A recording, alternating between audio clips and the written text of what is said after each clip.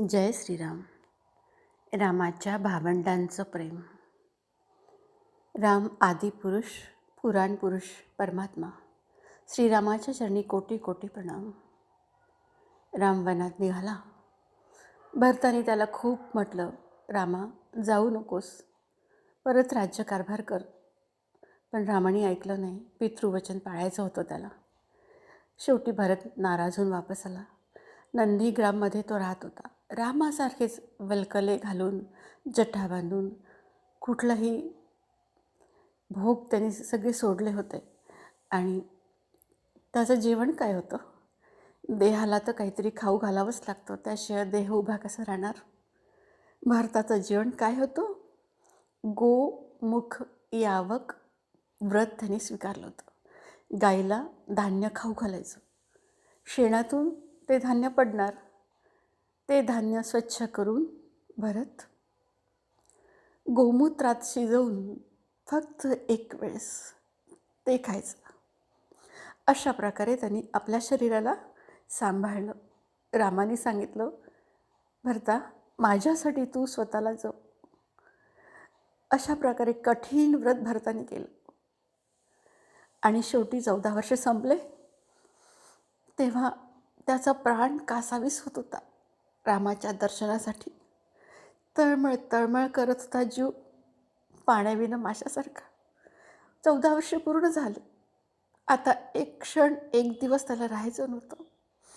त्यांनी रामाला म्हटलंच होतं, रामा 14 वर्षे पूर्ण झाल्यानंतर एक दिवससुद्धा मी राहणार नाही, मी तुला दिसणार नाही. तुम्ही मला लगेच दर्शन द्यायला पाहिजे. 14 वर्ष पूर्ण झाले, दिवस उगवला, पण राम आला नाही. त्यांनी काय केलं?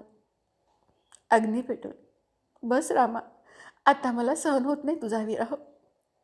बस, खूप झालं आता. 14 वर्ष मी डोळ्यात प्राण आणून तुझी वाट पाहिली, पण आता नाही सहन होत. अग्नीला त्याने 3 प्रदक्षिणा घातल्या आणि आता जय श्रीराम म्हणून उडी मारणार. तेवढ्यात तेवढ्यात आले आले आले श्रीराम आले, श्रीराम आले. त्याच्या कानावर आवाज आला आणि बघितलं तर हनुमंत आला होता. रामाला माहीत होतं भरत काहीतरी करून बसणार, म्हणून हनुमंताला त्यांनी पहिल्यांदा पाठवलं आणि सांगितलं की जा, राम येतच आहे म्हणून सांग भरताला. आणि राम येण्याची वार्ता भरतानी ऐकली आणि त्याला किती आनंद झाला. घळघळ घळघळ अश्रू. पूर्वीचे अश्रू होते ते रामाच्या विरहात दुःखाश्रू, पण आता मात्र आनंद अश्रू. माझ्या रामाचं दर्शन होणार, माझ्या रामाचं दर्शन होणार म्हणून तो नाचू लागला.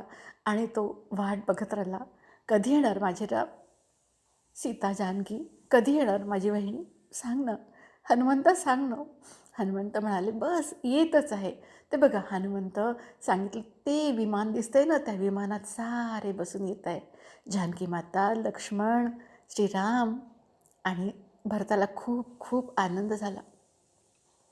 भरताचं हे कठोर व्रत, कारण श्रीराम पुराण पुरुष आहे, परमात्मा आहे.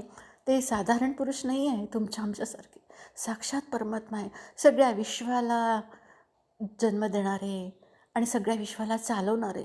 तुमच्या आमच्यामधलं ते चैतन्य, ते रामतत्वच आहे. आणि आता भरताला खूप आनंद झाला. आणि लक्ष्मणाचं व्रत काय हो, लक्ष्मण दिवस रात्र पहारा देत होते रामाच्या झोपडीच्या बाहेर.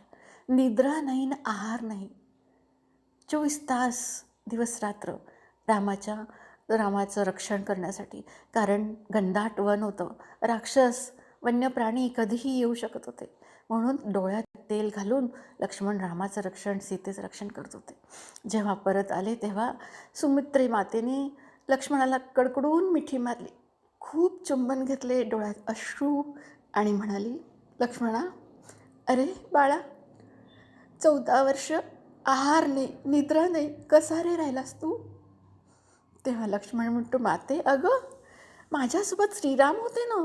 जिथे श्रीराम तिथे कशाची काळजी गं. मी अगदी मस्त होतो, वनातही आनंदात होतो. कारण श्रीराम आनंदाचा सागर आहे. श्रीराम शांतीचं सरोवर आहे. श्रीराम सुखाची घागर आहे. राम सीतेसोबत अगदी मी खूप छान राहिलो. आणि रामाने मला त्यांची सेवा करण्याची संधी दिली, याबद्दल खरंच मलाच धन्यता वाटत आहे. लक्ष्मणाचं हे व्रत, भावंडावर किती प्रेम श्रीरामावर.